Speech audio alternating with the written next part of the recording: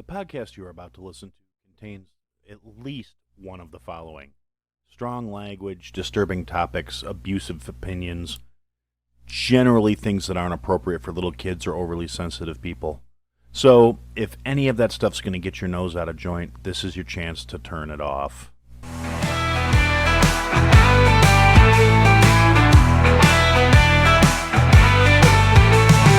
Feelings don't matter, so brace yourself tight.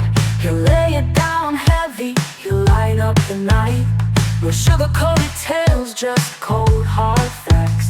In the realm of opinions, there's no turning back. Listen closer, just walk away. But Aaron had to say it, come what may. Here comes Aaron with the truth untold.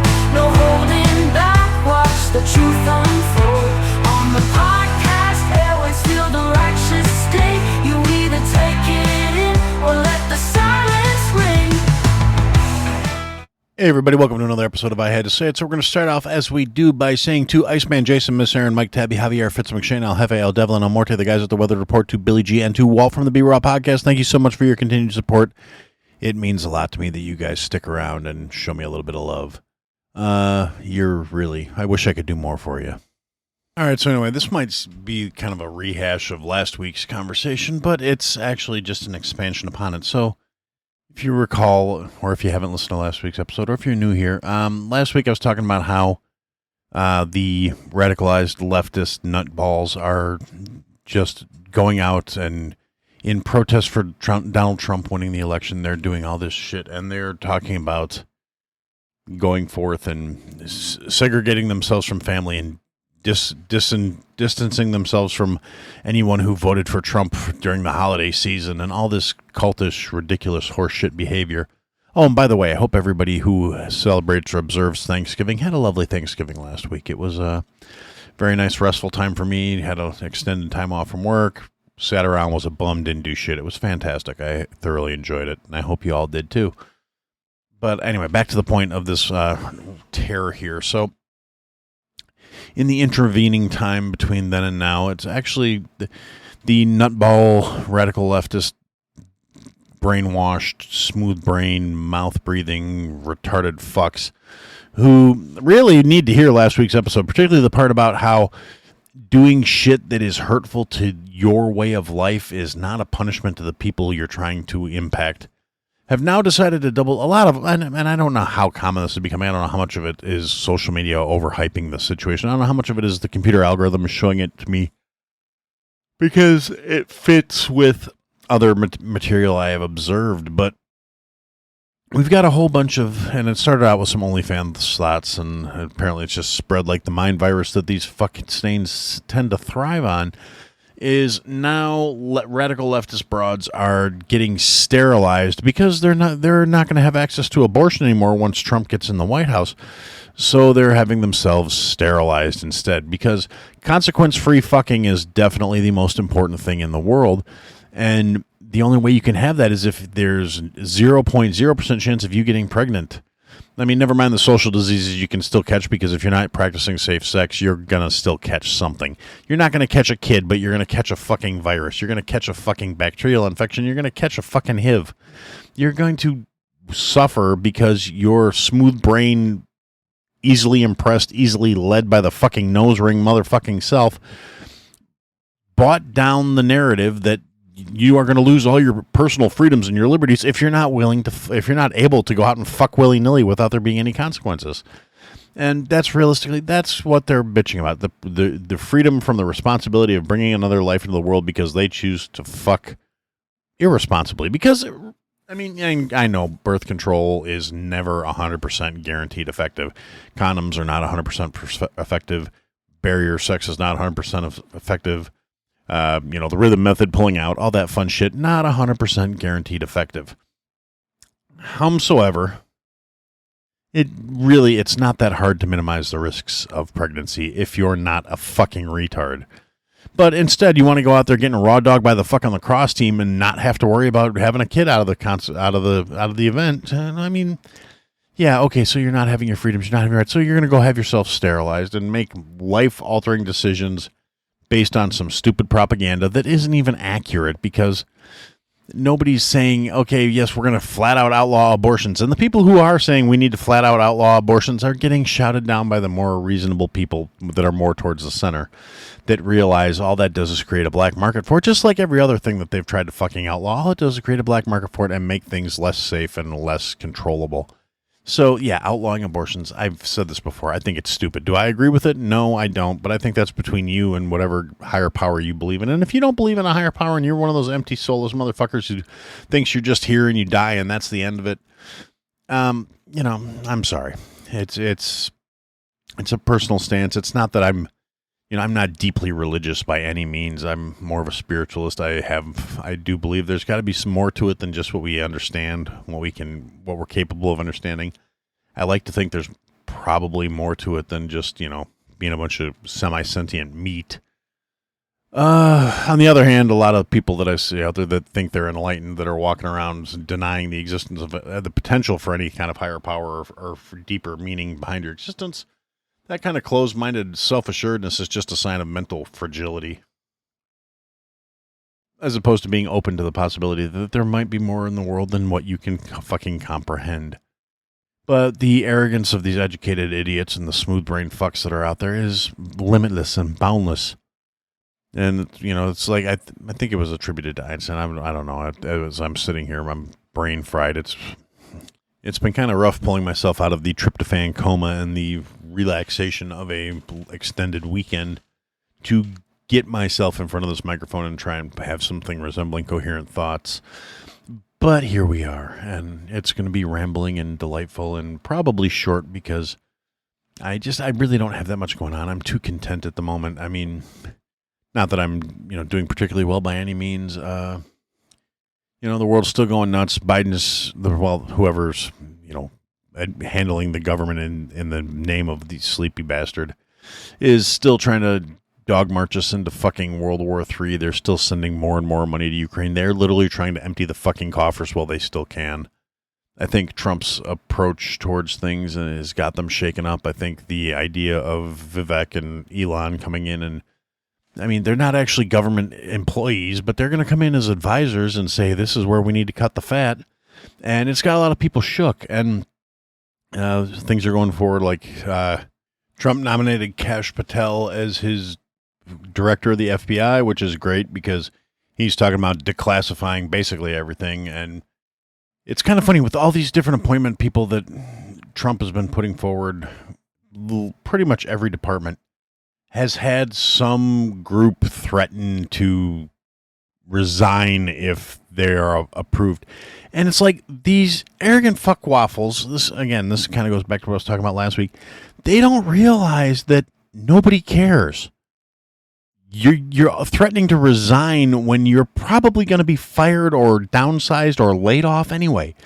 When entire DEI departments, i.e. with the Kash Patel appointment, or nomination, the entire FBI DEI department threatened to resign if his nomination is confirmed. Motherfuckers, you're going to be unemployed anyway if he's confirmed. He's going to get rid of you because you are unnecessary. You are bureaucratic fat that needs to be trimmed. And you resigning just removes your eligibility for fucking unemployment. So realistically, you're actually doing the people a favor by walking out the door. It's probably the first actual public service you've done in your entire fucking career by saying, you know what, we're gonna resign if these Trump nominees are confirmed. Fucking good. You are part of the problem. You are the bloat. You are the waste. People that are threatening to resign over appointments are realistically part of the problem. They're the ones that the American people spoke out in mandate against. They're the wasteful, parasitic bureaucrats that don't need to be there. So realistically, it is a very toothless fucking threat from these clowns to anyone who's not part of the bureaucracy, to anybody who's not part of the swamp, to anybody who's not part of the problem. And the American people, I think at this point, they're going to be watching very closely who tries to fight and combat and push back against these nominations, who tries to prevent confirmations. The fact that Mitch McConnell is pretty much, he stepped down as the Senate Majority Leader, but he's still in charge of, one of the very important committees. And he's basically said he's going to spend the rest of his term trying to block Trump from getting anything done because he is a worthless sack of shit. He is the poster child for fucking term limits and age limits for office. He glitches regularly. He has to be led around and walked away. And the fact that people are still pretending like he has anything to fucking say about this matter or should be allowed to have anything to say about this matter is just symptomatic of what is wrong with the fucking system, of the problems that we are actually facing in today's day and age. And, yeah, that's really actually all I really have to say about that. I'm not, like I said, I'm too content. I'm too full. I'm too happy. I'm too relaxed. I'm too tryptophaned out. I'm too vegetative state from, like, hanging out with my wife and playing video games and going to Costco for the first time since the one that's close to my house has opened. I love Costco. In a completely irrelevant tangent here, the wife and I went to go get a Costco membership over the weekend, and it was, fun. I mean, it's a warehouse store. It's Sam's Club, Costco. They're pretty much, tomato, potato. But Costco's definitely got the big win in their snack bar because we grabbed lunch while we were there because we got there like at 11:45 or whatever, and we were there till like 3 o'clock. Because the wife wanted to walk around and look at the entire store because she'd never been to a Costco and she wanted to see what the difference between that and a Sam's Club was and blah, blah, blah, blah, blah. But anyway, so I ran to the snack bar and grabbed 2 slices of pizza, 2 hot dogs, and 2 beverages, and in total came out to be like $6.48 or whatever. Or, no, I'm sorry, it was $7.20 something with tax. So, for under $8, we both ate enough to where we were full and probably shouldn't have eaten that crap. But, it was... Yeah, calories between Thanksgiving and New Year's don't actually count, if I recall correctly.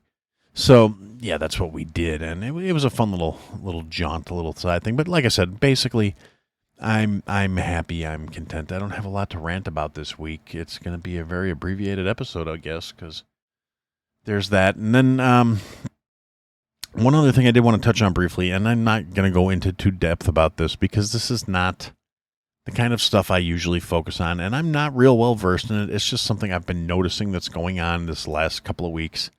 And actually, it's been going on for a while, basically since the U.S. government came out and said, yeah, there's actually aliens here. And, we have all these UAP information and blah, blah, blah, blah, blah. And everybody basically ignored it because it's like, yeah, that's great. We're still pissed off about it. We can't afford to live. And they've been coming out and saying that, like, oh, yeah, well, the aliens are in the underwater and this happened and that happened. And the conspiracy theorists are having their usual pounce and feed. And that's all well and good. But the one thing that's going to be coming up, theoretically, the day this episode drops, there was a prediction that came out apparently and allegedly, and I don't know how true this is. I haven't confirmed it. Basically, a prediction made by an algorithm that was written back in 1997 in the early days of the internet, that this algorithm combed the entire internet and started putting together predictions and has hypothetically or theoretically or supposedly been making these predictions accurately for a bunch of different stuff. And it has predicted that aliens will be revealed to the American or to the world on the catalyst for it was, I think it was 93 days after a politician went on a talk show, and the names of these people that were triggering this event were Donald Trump's going on Joe Rogan, which I don't know how the internet in 1997 could have predicted Joe Rogan would have a thing called the podcast, which didn't exist till like 2013. Like the first podcast wasn't even a thing back in the 90s. So I don't really understand how people are jumping on board this algorithm saying, oh, well, it made this prediction back in the 97 when Trump went on Rogan's podcast. 93 days later, the aliens would reveal themselves to the planet. I mean, like, who knows? It could be a government plant. It could be there's all kinds of conspiratorial possibilities here. Or maybe it's legit. But like I said, the concepts and terms that didn't even exist at the time this prophecy was supposedly made, being part of the prophecy, really make it a little suspect in my opinion. But anyway, so theoretically that is supposed to happen on December the 3rd, because that would be 93 days or whatever since Trump went on Rogan. So I guess that remains to be seen if that's what's actually going to happen, or if we're all just going to get up, go to work, and do our day-to-day. personally, I'm not making any plans to step away from my day-to-day routine. And if the aliens do show up in a pleasant surprise, it'll be take me to your leader because I'm sick of our leaders. And yeah, but I'm not holding my breath. It would be really interesting to find out all this declassified UAP information. And I'm really kind of leaning towards the whole, like, the aliens have been here all along and they're just in the really deep parts of the ocean that we don't have the capacity to go to for whatever reason, because, I mean, it kind of makes sense in a weird sort of way. Just the fish and the life that we see, like down in the Marianas Trench and stuff, with the stuff as deep as our submersibles are capable of going, there's still life down there. So, I mean, who's to say there's not some sort of underwater cities or vast, dimensional portals or rifts, or who the fuck knows? And, pick your weird ass underwater movie and run with it. It's possible. We don't have any way of verifying or disproving any of those theories. Who knows? Maybe we'll have kaiju popping up out of the water on tomorrow or Tuesday, and it will be it'll be interesting. So I guess we'll just have to wait and see. And like I said, this was going to be a short one. I really don't have a whole lot rolling around in the old brain right now other than turkey and stuffing and gravy and tryptophan and sleepiness. So I hope everyone had a lovely holiday. I'm going to try and get some stuff rolling here. I'm kicking around the idea with a couple other podcasters of doing something during the week, sometime between Christmas and New Year's, because a lot of us apparently have time off. I can't speak for anybody else, but I got a shit ton of PTO I need to burn up in the last 2 weeks of the month last 2 weeks of the year is when I usually do that. So there will be some stuff coming, so I'll probably be going live a couple of days just for a little change of pace and do things a little differently, since I did that for the election coverage, and I paid for the damn Zoom access, so I might as well use it because I forgot to cancel it before the month was up. So I got another month of Zoom Premium to go with, so that means I can have guests and stream to multiple platforms and blah, blah, blah, blah, blah. So we're going to be doing that, so keep an eye open. Follow me on the socials. Follow me. X is where I'm most active, but I do post stuff occasionally on Instagram. I have a Facebook. I never, ever do anything with it. I'm terrible about that, so... you can follow me there if you want, but you really don't need to. You can go to IHadToSayItPodcast.com, sign up for the mailing letter that I don't do because I have like 4 people on it. And I talk to 3 of them on a regular basis. So I was like, that 4th person, I kind of feel bad. You send up for a mailing list that you never get emails from. But like I said, it's 4 people. I don't think anybody's going to take it real personally. And so for now, that's what I had to say. Thanks for listening to another episode, guys. If you liked what you heard, leave a comment, leave a review, leave a rating. Go to IHadToSayItPodcast.com, sign up for the mailing list, interact with the show. Click the links, sign up for the Patreon, join the Discord. Come and interact, be a part of the show. Buy the merch, support your favorite creator. Or support me. Anyway, thanks for listening, guys. Till next time.